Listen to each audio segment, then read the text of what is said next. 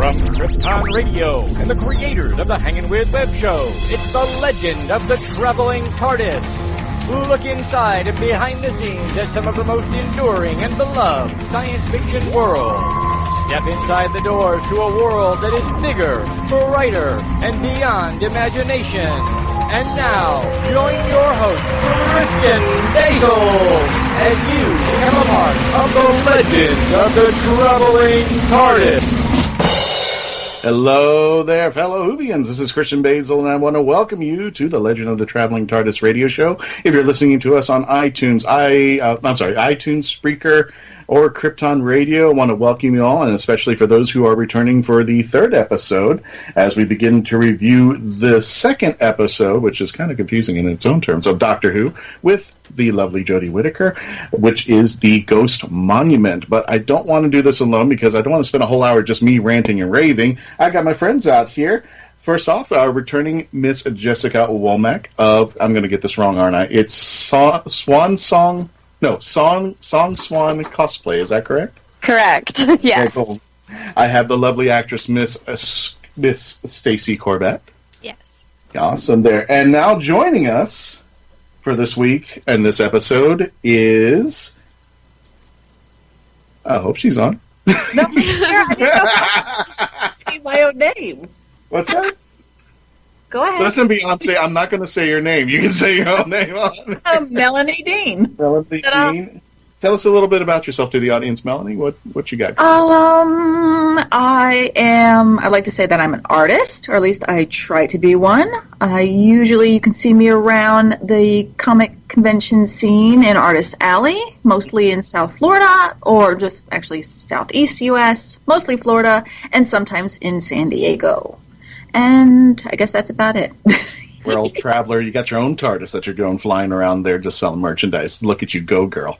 Yep, it's the only way I can get all my paintings around. And that's right. This week we have all the ladies, it's just us girls, reviewing the Ghost Monument. But first, we're going to start with something I've been practicing all week. We're going to start with Sage Ia and the Who Knew News. Take it away, Sage.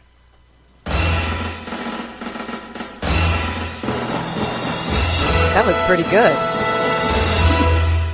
Got the Who Knew News right. I got the Who Knew News. That was awesome. Well, say it 12 times drunk, and you will not. You'll be kicked out of the bar. The first big bit of news, obviously, are the opening credits. Yes. That we had. That was awesome. They kept them secret, and everybody on social media went crazy to see the new opening credits.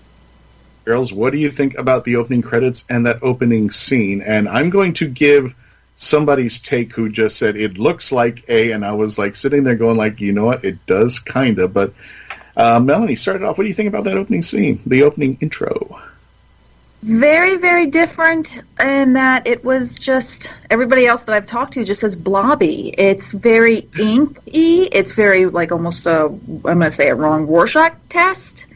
Kind of, but on another hand, it's kind of it's very organic, so it's a very different spin on what traditionally has been what the vortex is supposed to look like. Yeah. So it to have more mass was kind of interesting. I still like the fact that you're still traveling almost down a tunnel still.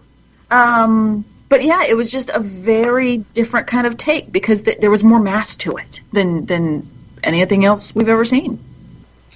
Stacey, what do you think about the mass? I think it's gooey. Oh God! It kind of reminds me of like a lava lamp, like a very sparkly lava lamp, which I feel like because she has all the crystals and stuff going on, I'm sensing a theme here. Hot lava. Jessica, what do you think about the lava lamp? It's the classic Who. Yeah. But it's three-dimensional and colored. It's like classic Who. If you look at it, it's like the morphing. Yeah. And I was just like, it's such a throwback, and I loved that. I'm going to tell you what my friend said, and I won't say their name, but they said it looks like a birthing canal, and I'm like, and That's a very nice way to put that. I rewound it like 3 times, and I'm like, I don't remember the birthing canal when I was leaving the womb, but I guess that might be what it looks like. So I'm like, okay. So there. Anyway, speaking of birthing canals, which has no segue whatsoever into the news, Sage, what else we got in the news today? Okay, well, it's funny that you say that, but there was a mistake that some of the fans had noticed on BBC's website with a little bit of updating that they need to do, because the character section of the Doctor Who website still refers to the Doctor as he. Ooh. Yes, so they haven't done that because it was, discover more about the Doctor and the friends he's made on his time-traveling adventures. So, oops. Well, I guess it's gender fluid now, so it doesn't even matter that if it's a he or a she these days. I was wondering, are they going to change it to she or they? It? But you can't say they because it's only a singular person. There's a singular they, but like when you meet somebody and you're just talking about them in a general sense, and you say they in connection to like like an actual doctor. Yes, the friends the Doctor has made on the Doctor's time-traveling adventures. But the Doctor is an individual. In fact, when we saw the 50th anniversary, I remember the one scene specifically when the War Doctor says something. Or no. I think it was they were referring to somebody talking to themselves, and the 10th Doctor goes, "Who are you talking to? There's nobody else but us here." So, really, really weird.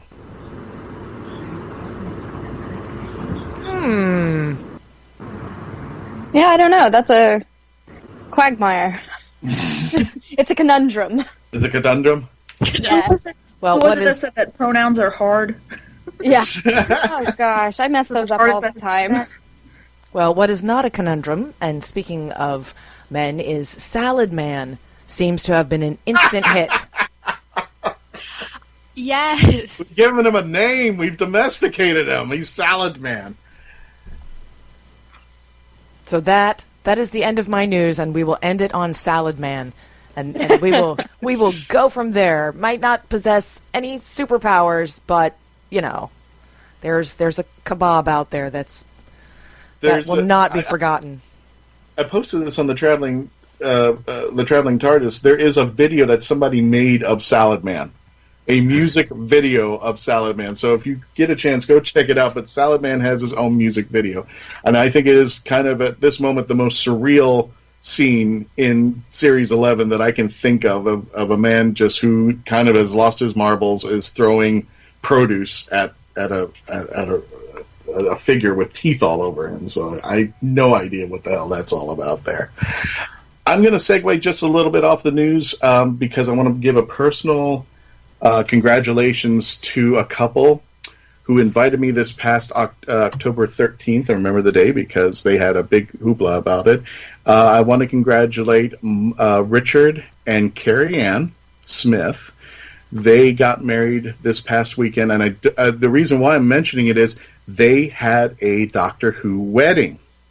And the pictures are on the Facebook site now if you want to check it out. It was incredible. There was a TARDIS in the room. Their dance was a lightsaber duel, their first dance. They pulled out lightsabers and started fighting, and I'm like, oh, this is great. This is what's going to happen when, they have that family fight and they don't, they can't go to bed angry. They just beat each other with lightsabers. But it was just wonderful. You got to designate where you were sitting on the table. You were giving these little cards, and mine had a doctor on it. And what was very interesting about this whole thing is that I sat at a table with non-Whovians, and I'm having to sit there and explain what Doctor Who is, what the picture they had. I had the 11th Doctor, Chrissy had the 5th Doctor, and everybody's going around the table going, what the hell is this? Not only was it Doctor Who, it was Star Wars and Disney themed. It also included the Haunted Mansion and the Hollywood Tower Hotel from the Disney Studios. So I'm like, wow, this is amazing. So, girls, what do you think? If you're going to have a wedding, are you going to Doctor Who it? You're going to make it a Whovian wedding?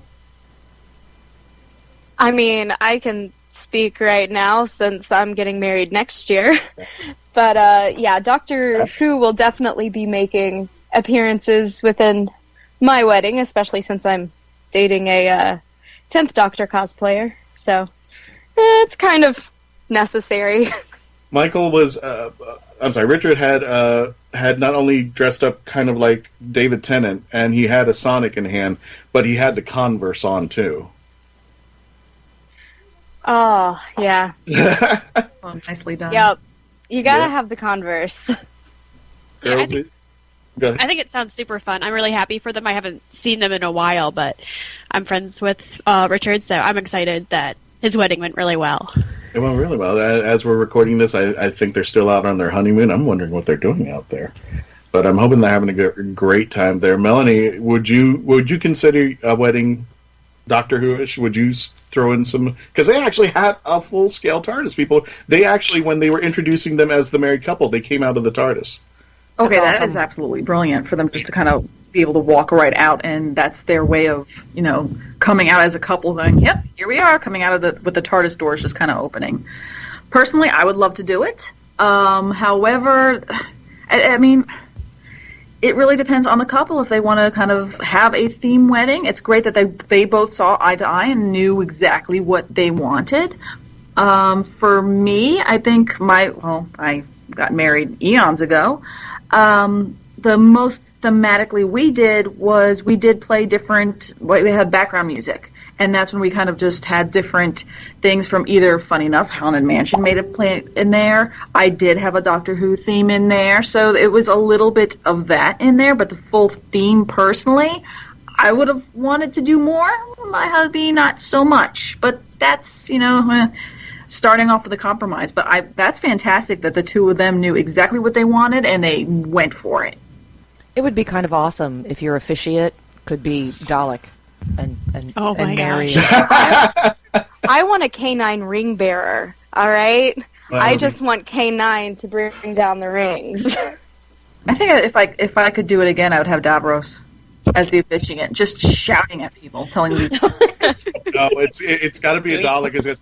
If there is no one who does not see that they want to have these two be married, you will be exterminated on sight. You may kiss the bride or be exterminated.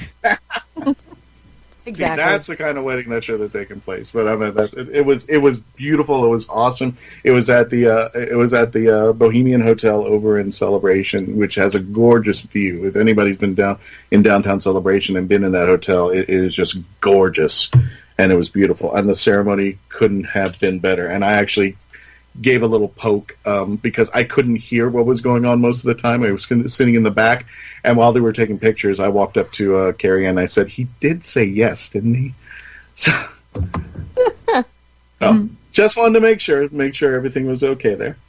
All right, ladies, let's go ahead and step into the episode, The Ghost Monument. Again, for those of you just joining us who may not be familiar how we rate the show, we're going to rate it 1 to 10.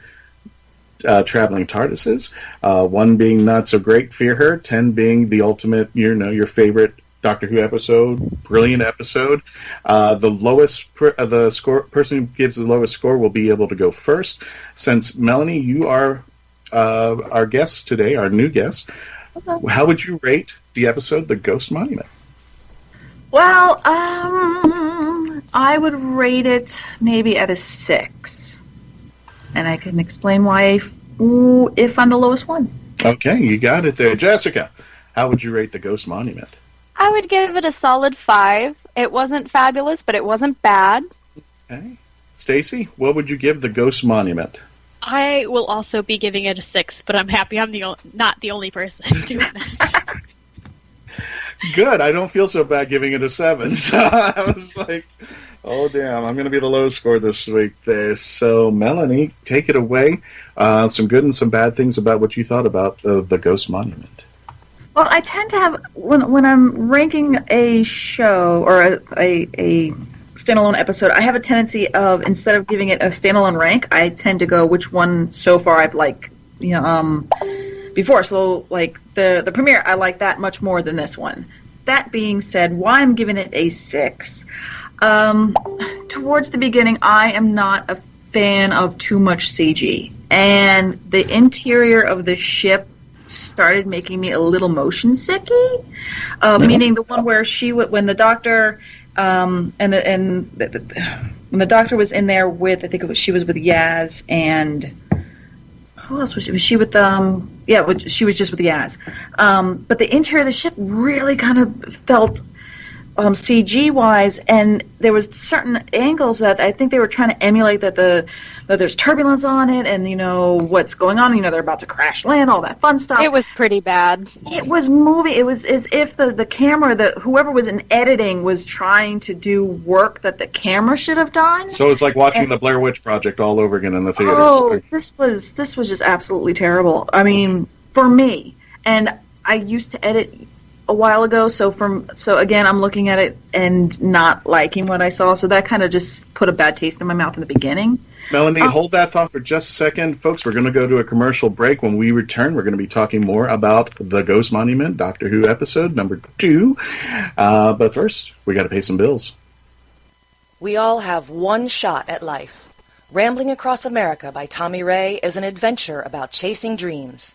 In brilliant prose, follow Tommy Ray through personal experience, inspirational quotes, and photos from his Confessions of a Dreamer tour. Woke one night from a dream, Tommy resigned his safe, secure position and took a leap of faith. Now, he invites you to follow his journey. Rambling Across America by Tommy Ray. Get it on Amazon.com because today is going to be ridiculously amazing. Hi, I'm Cosplay Michael with the Hanging with Web Show, and you're listening to Krypton Radio. And remember, cosplay's for everyone. And we're back. Nice out there, folks. Welcome back to the Legend of the Traveling TARDIS radio show, and continue to listen to stay on and become part of the legend. We're here with Stacy Corbett. We're here with Jessica Novak, and we are here with another guest who's just joining us for the very first time on the show, Melanie Dean, and she was explaining to us her take on the Ghost Monument. Take it away. Not to belabor the point of the CG, which again, that shit in that ship was just oig. But the parts I really did like was there was a lot of the writing that I felt that was very solid. Even when they first see the hologram and they were going on about the exchange rate, about how much prize money they were going on. That, to me, I thought that was just fantastic, because if you're a traveler and you're going to all these different planets, all these different areas, you're going to know how much your money is going to change into something else. Like here, you would know how much is a US dollar to a euro, to a pound, to a peso, you get it. Yeah.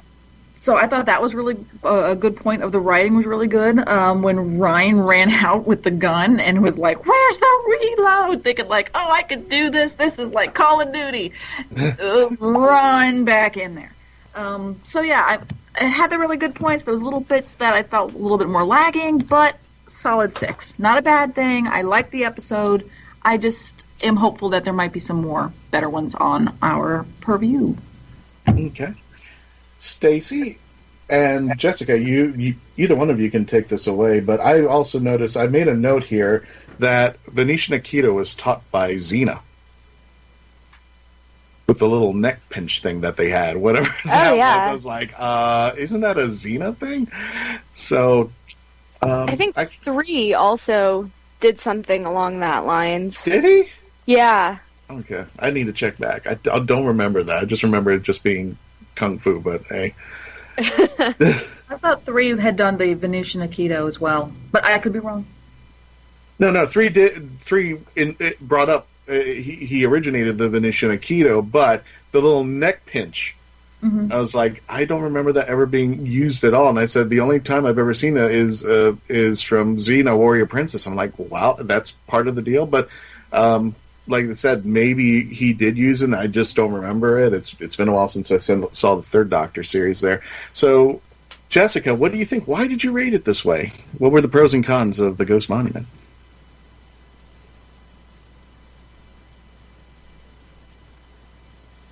Jessica? Oh, God, everybody's disappearing. Am I next? Damn those. Well, if I were a mind-reading space handkerchief, I might know what she had to say, but I'm not. Oh, okay. Jessica, what do you got to say?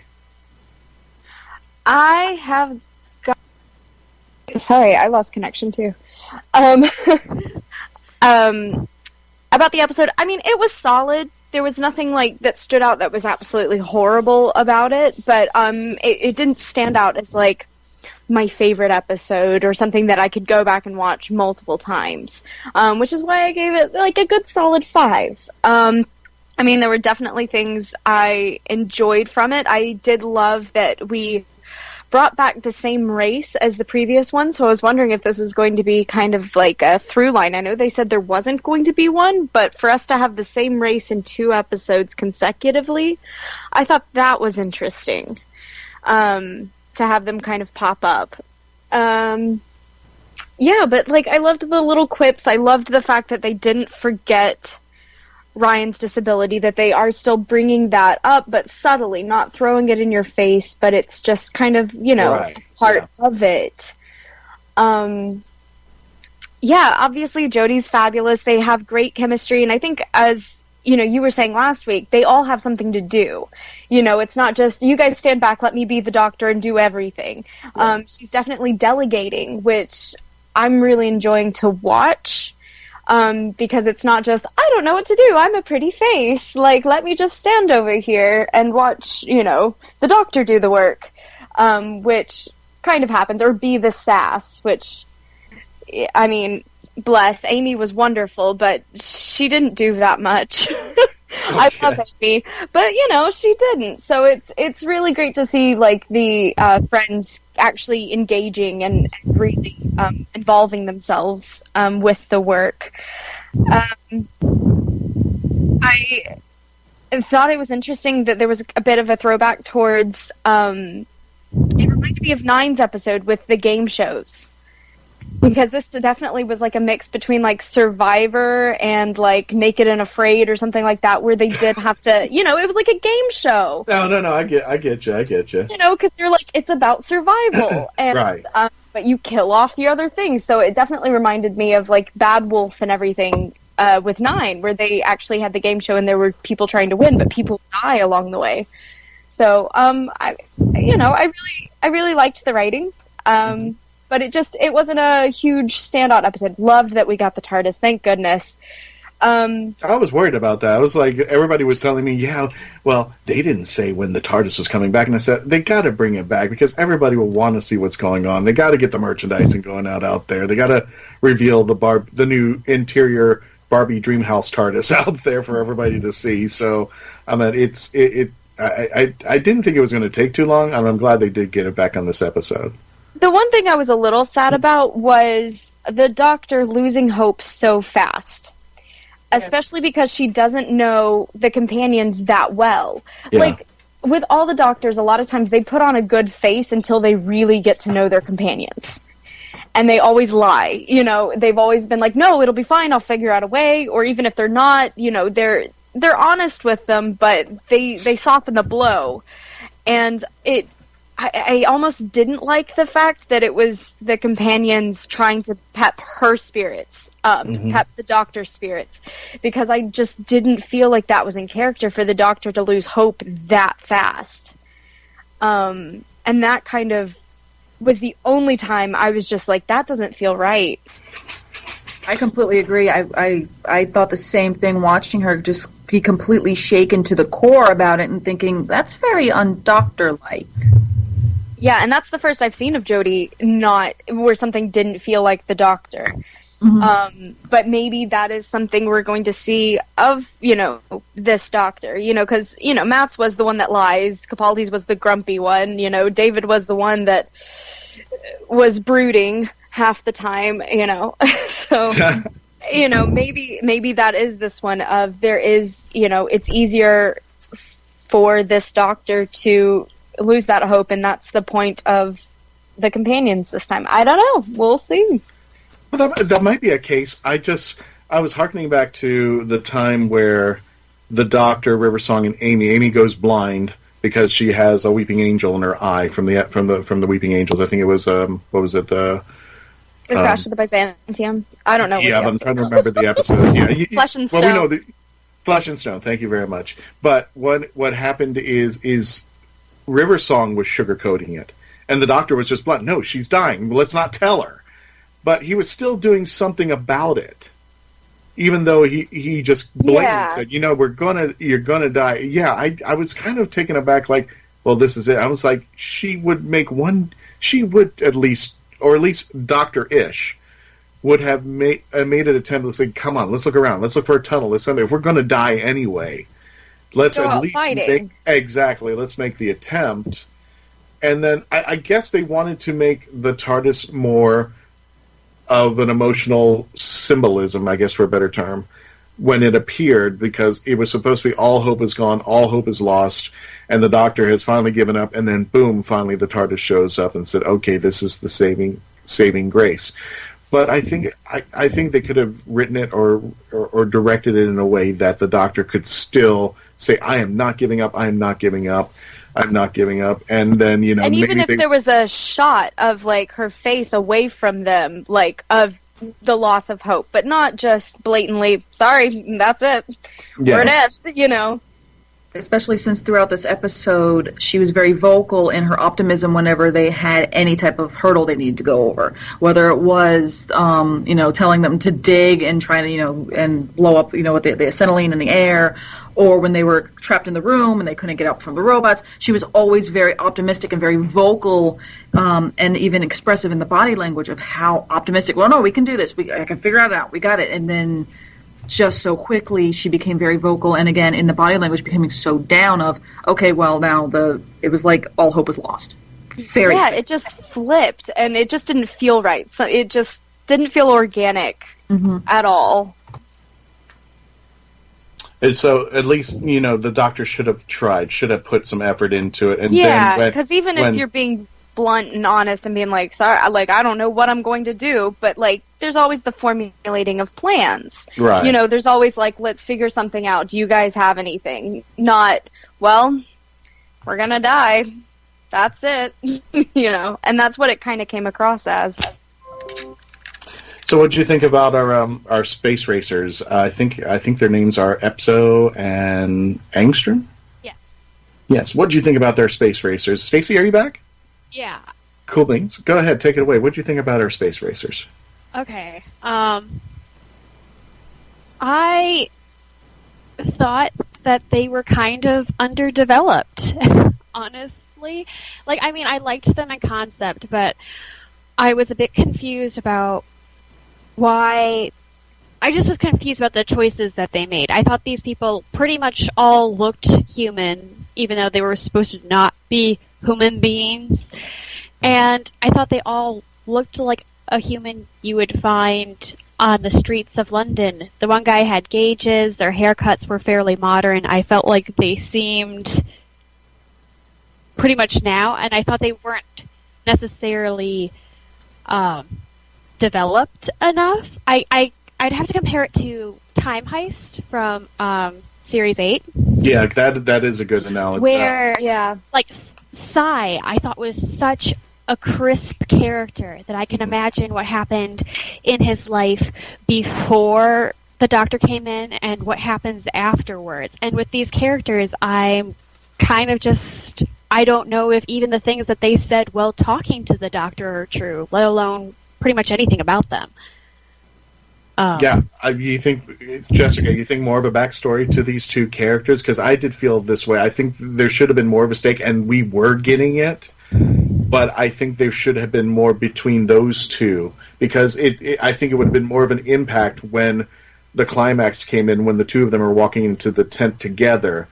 That would have made, if we saw more conflict with Epso and Angstrom. What would you say about that?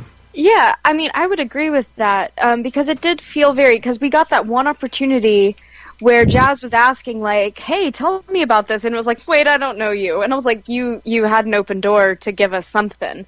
Mm-hmm. And they really did shut it down, and it kind of did feel, even the relationship between those two, the two competitors, they obviously had a backstory, but you had no clue what it was. You didn't know what that relationship was.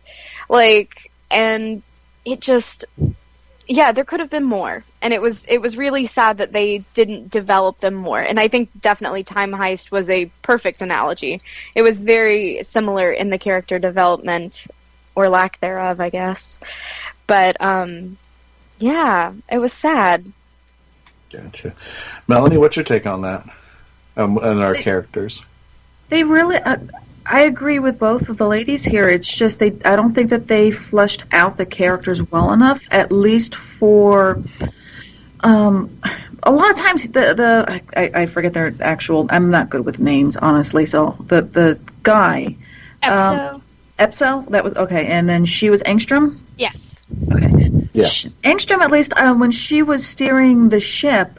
They used that as a lot of kind of a little bit of an exposition behind her life, that she didn't exactly have Mother of the Year. You know, it kind of showed off more about how what is pushing her as a character to win this race, so that if she can find the family members that are still alive, which is another very heavy part to it, that she's going to try bringing them back together, no matter where they're scattered across, the universe.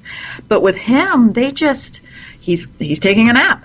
Okay, now he's going to kind of be angry and angsty again and mouth off and then take another nap. And it was just kind of... I don't know if that was what they were aiming for the characterization, because I wanted more backstory on him just as much as on her, because I wanted to see what his take and risk and why he's that way. The way that they played it off is he's just a jerk. But I think if we had more about him and how those two, Engstrom and Epso, had that, not only that they're racing against each other, but there's something at stake that they really want to win, and it's important to them that they win, or else something very tragic is going to happen to the Well, and if something that if he had told us what he was going to do with his winnings, and it was something meaningful that would connect with her, right? I think that would have been a perfect tie-in. Got it. Next up, Melanie, I want to talk about Graham's Shades, but I'm going to do that after the commercial break. Hey, stay tuned, folks, and continue to be part of the legend.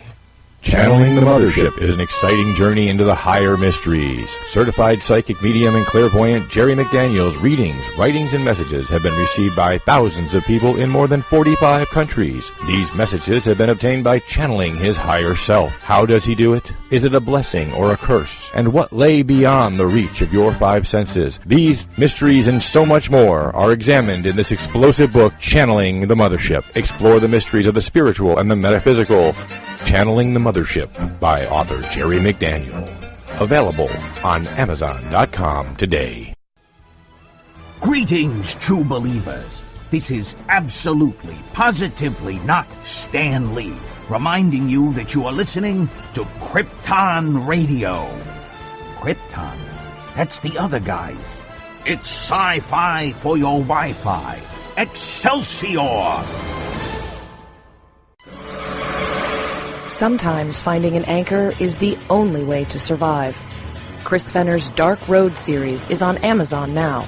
Start with Book 1, Addicted. Darkness creeps in. Continue with Book 2, Damaged, and the series finale, Avenged. Not every battle can be won alone, and sometimes it takes a little light to defeat the darkness. Chris Fenner's Dark Road series on Amazon.com today.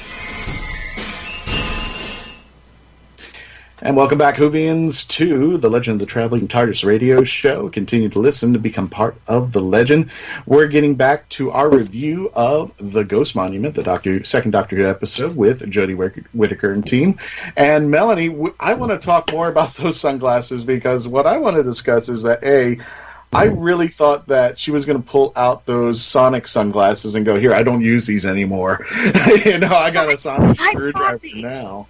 So what do we think about Graham's sunglasses? I know we were talking earlier, and one of us had a big issue with the glasses, but Melanie, I want you to start it off. Yeah. Well, that literally was the exact same thing that went through my mind when Graham's, they're out in the desert and he's going, oh, it's bright, and she pulled out the sunglasses.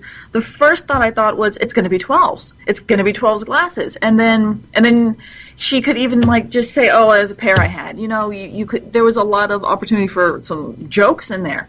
But on the other side of the coin, do you really want to joke about the 12th Doctor's glasses and say, oh, I don't need these anymore?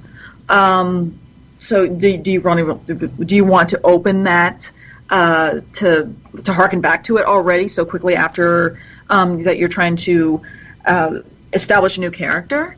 On the other hand, this is the other part I have to keep remembering. This was a cliffhanger, so we're looking at a part 1, part 2 in a way. So if you have to tie this into the first one, there was the whole problem of her wearing the 12's jacket. She's wearing all the gear, and she brings up empty pockets. So right there's no Sonic. There can't be any sunglasses because they would be Sonic too. Therefore, her having to build the new Sonic. And then again, she brings up empty pockets when they're kind of going, she's got her new coat on, she's got everything on, and sorry, Yaz, I don't have any, no money, empty pockets. So here she pulls out these sunglasses, and my brain just went, blah, blah, blah, blah, blah, because I'm trying to remember which 2 historical characters she said that they probably came from. I know one was Audrey Hepburn, but one was it Pythagoras, I think she brought up? Yes. Yes. And I'm thinking, wait a minute, how do you have these? We haven't gotten onto the TARDIS yet for you to get them. It's sad that my brain goes into this whiteboard kind of thing, and I'm diagramming things in my mind going, where do these glasses come from? So in my mind, I'm thinking, okay, she probably just, got them from the thrift store and said, she might have just, lifted them. While she was, and it's not unknown for the Doctor has been known to take stuff without permission. The Third Doctor was blatant about that. So I understand what you're meaning, because it kind of like when things go weird throughout what I call the continuity of things for Doctor Who. Like when Capaldi, when in his first season, he was asking himself, am I a good man? And I'm like, didn't we spend all of Matt Smith answering that question? There's an episode called A Good Man Goes to War. So I'm like, yes. You don't know this? You're re-questioning this when your 11th self just went through this whole discipline? Oh, well. Stacey, give us a take a little bit. The sunglasses and anything else that comes to mind. Yeah, the sunglasses were a big problem for me, and that was probably my biggest negative about the entire episode and why I gave it a 6, was I felt like it was not the sunglasses specifically, but I feel like they're a symptom of something that kept cropping back up, was the episode kept posing questions and then not answering them. So I felt like a lot of the episode, I thought they opened up like some really interesting opportunities and then didn't take them. I thought those mad scientists were super interesting, and I thought the remnants, the little tissue paper monsters, I thought those were going to be the mad scientists, but we never go there. And I felt like the whole episode was kind of like that, and I felt like it had a lot of references to pop culture. I thought the beginning was kind of Guardians of the Galaxy, and then you have a bit of the Claw from Toy Story, the Hunger Games plot, the Stormtroopers from Star Wars who can't shoot anything. That's right. I loved those. I actually really loved those, especially because they were made by the scientists who didn't want to harm anyone, so I assume that was on purpose, that they were terrible at shooting things. The Vulcan pinch, I felt like there was a lot of opportunities I felt never got explored, and a lot more questions that got asked than answered. And like we were saying earlier, the ending of the episode rang really false to me, given all those questions that were basically put out there. I thought everybody seemed a little bit out of character, and I was a bit confused because I feel like the Doctor, as we've seen before, would have been more curious about what had happened on that planet, and we might have traveled back and seen what had happened more, or that the companions would be more invested in these characters that weren't super fleshed out, and that the TARDIS would follow them. But given the previews for the next episode, I don't believe that's where it's headed. So if they weren't going to go that direction, I almost wish that they would have tailored things a bit more.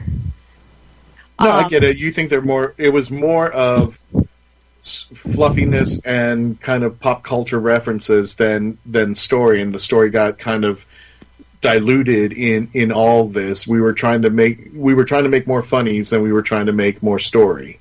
Yeah, and there was such good material and stuff in there, and we just kind of gave it like a 2-minute overview, and then we were running off to the next thing. So the villain, the hologram alien, I want to know, what's this guy's story? Why is he giving out money to people? Is this a show? Are people watching this? Or is he just going to kill them because he really wanted them to bring him information about these scientists?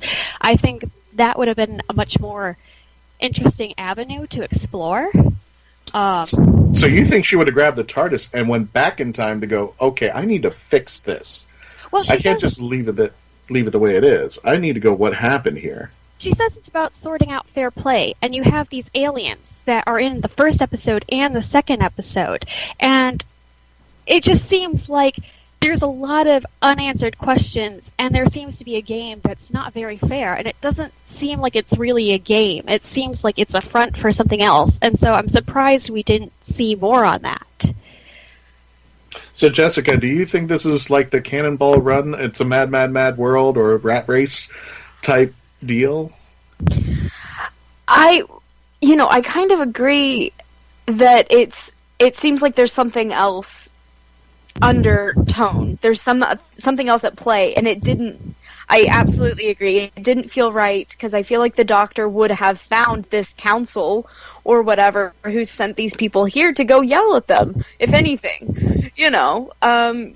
Just like, Matt Smith called the Atraxi back just to yell at them for threatening Earth. So why wouldn't the Doctor go find where this guy was projecting from and literally say, what the heck? You are killing people, putting him on a deadly planet. Yeah, they signed up for it, but how did you know about this planet, and how did the planet move? Did we even answer why the planet was not where it should be? No, I don't believe so. Yeah. So, yeah. Do you think they're going to hold this over for another episode? I hope so. They would, but given the previews, I don't see how that's possible. Maybe they'll call back to it in further down? Yeah.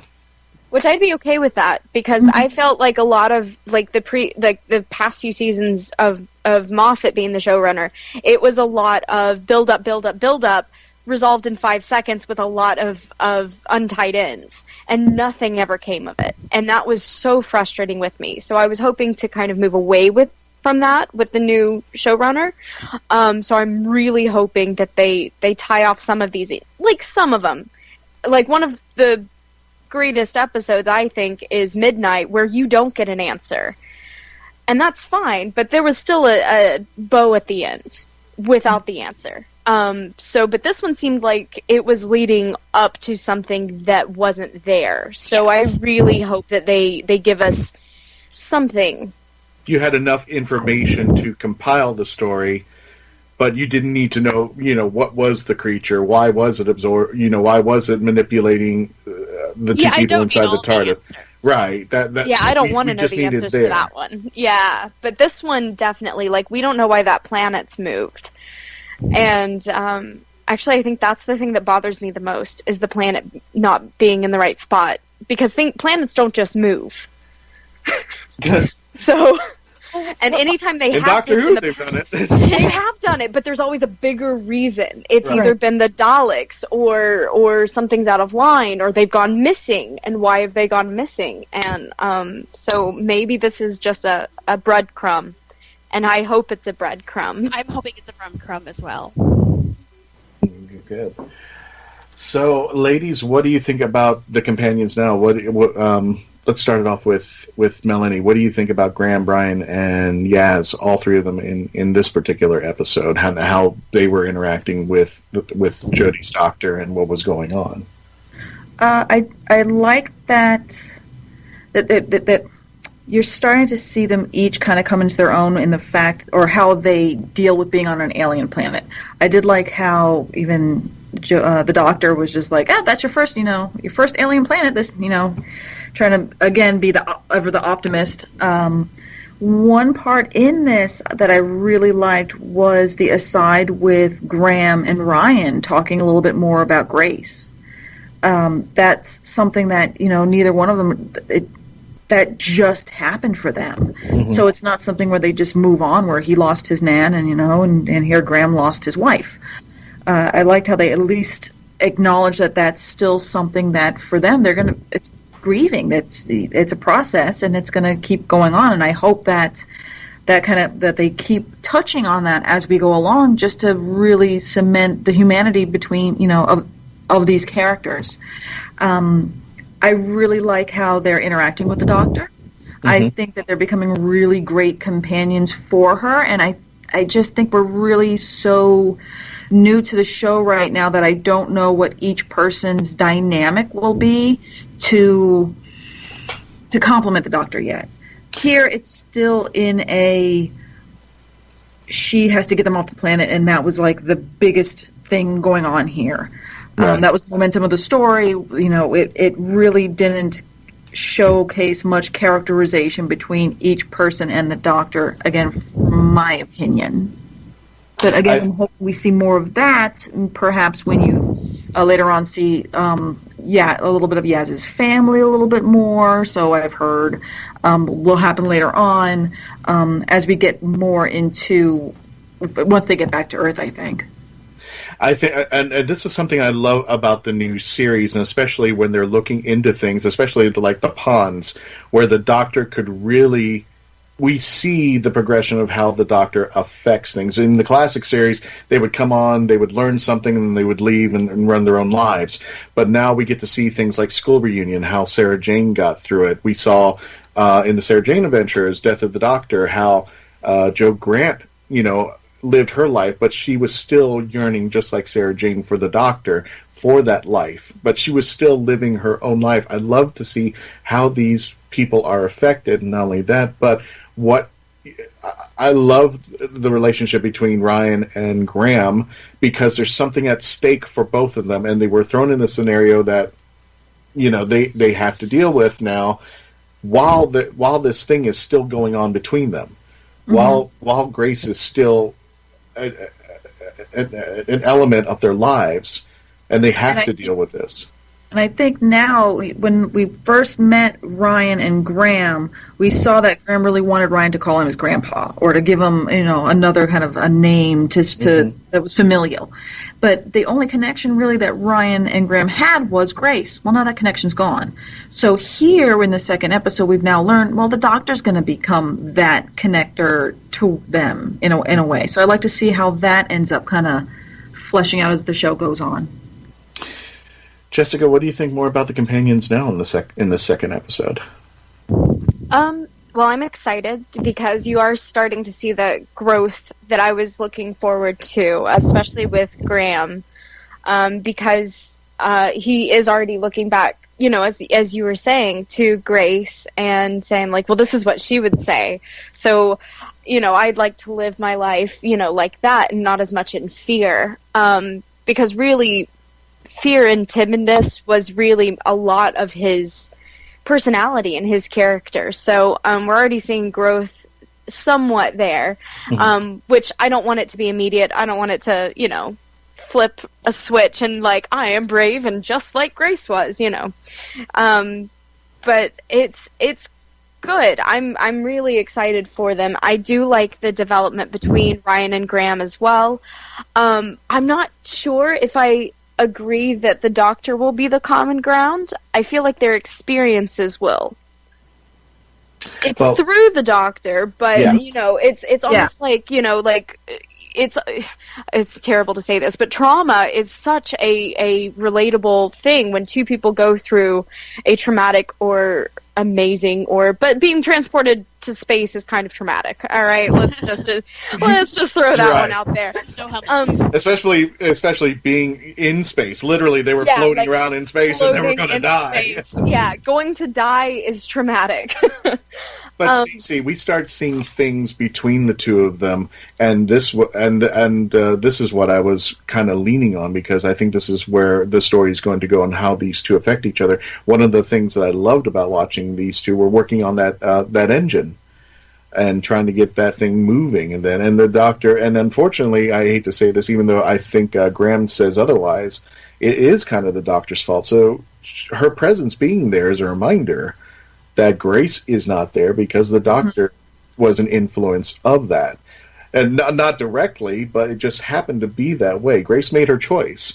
But now these two are kind of, working together, and that scene, they're working on the engine together, and the Doctor pops in and goes, "Oh, yeah, let's do that."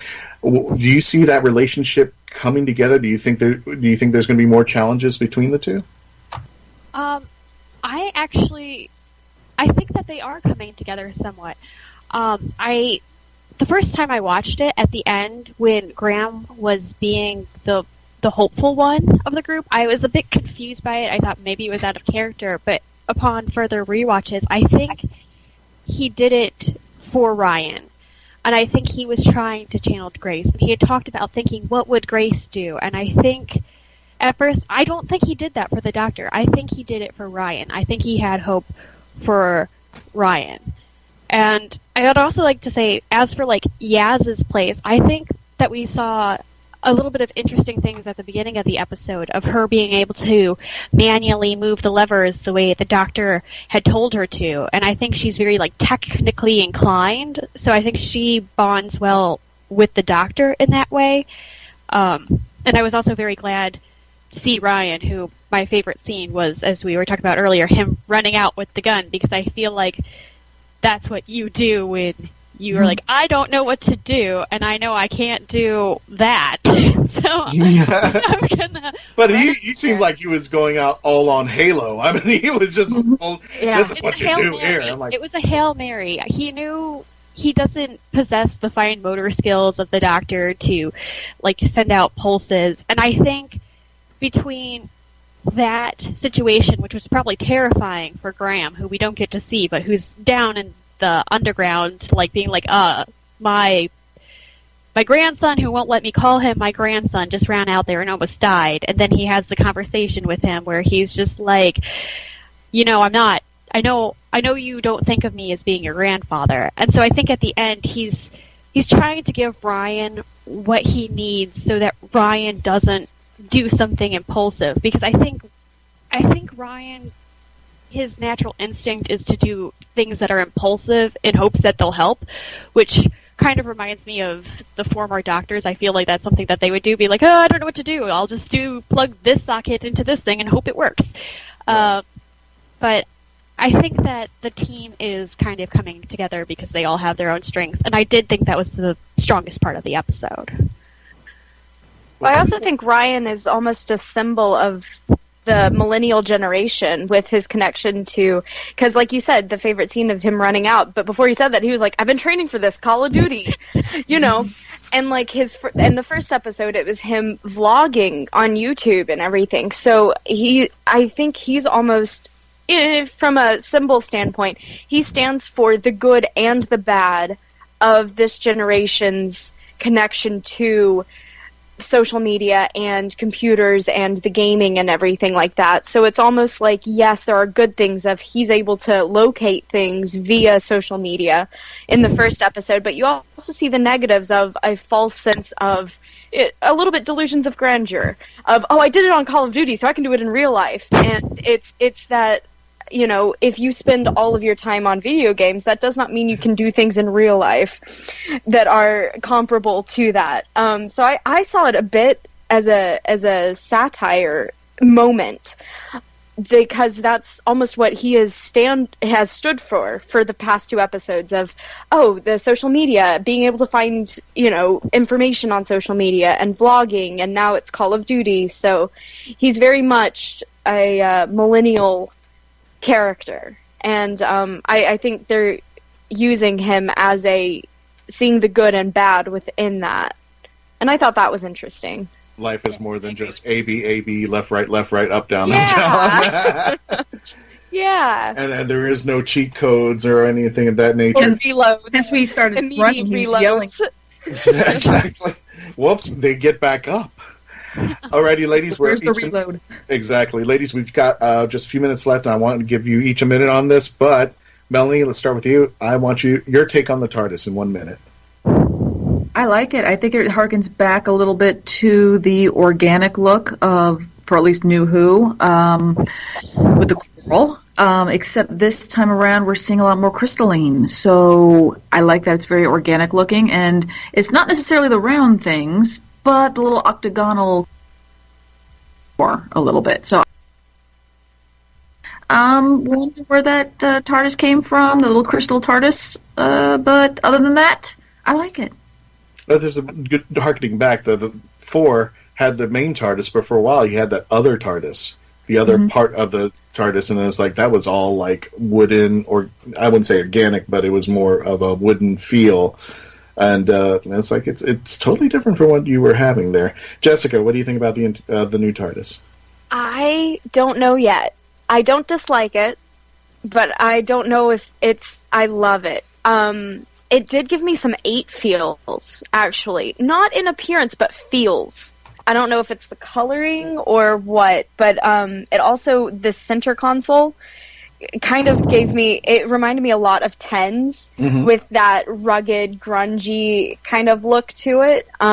It's got the spires thing going. Yeah, but the fact that the center bit, from what we've seen, doesn't move because it's the crystals, I thought that was a bit odd. So does that mean it doesn't make the noise? Because that seemed to be one of the main generators of the noise, was the center bit going up and down. Well, Stacy, I think the TARDIS will I thought it did make noise there. Stacy, what's your take on the new TARDIS? It's not my dream TARDIS. That would be Capaldi's TARDIS. But I think it really appeals to some people. I think it's going to really appeal to people who are tinkerers and to young little boys who, I just feel like it. I feel like it's what some people need, and it's been missing. It's not what I personally like, although I did think it was kind of funny that at the beginning she calls the one guy's ship junk. And says that it looks like it came from an antique roadshow. And then she gets into her TARDIS. I'm like, your TARDIS looks fairly similar to this guy's ship, and also kind of like the old, the beginning of New Who's TARDISes, which during, I think it was like the 50th, they said was the grunge phase. So yeah. I found that amusing. I found it really amusing. It goes through a grunge phase there. But yeah, I think it's good. I think it will really appeal to a large group of people who haven't really gotten a TARDIS that's for people who love to build and solder and tinker, and everything about hers was kind of fun in that way. She presses the pedal and then it goes through things and dispenses the biscuit. But that's basically my thoughts on the TARDIS. Okay. Well, Melanie, Stacy, and Jessica, thank you for joining us for this week. We're going to be reviewing next week's episode with Rosa Parks, the Operation Rosa Parks. I know. I don't know. Does anybody know what that title is? Rosa, I think. Is this Rosa? Okay. I think it's just Rosa. So stay tuned for that episode coming up next week. Check us out on Krypton Radio, iTunes, soon to be iHeartRadio, and on Spreaker. Please check us out. Also, go to the Legend of the Traveling TARDIS at Facebook.com. Facebook.com/The Traveling TARDIS. We're doing our 31 days of Halloween, Halloween music, Halloween movies, Halloween movie clips, everything Doctor Who and The Traveling TARDIS with new and old pictures from Halloween. Folks, thank you for joining us. Please always stick with us and become part of the legend.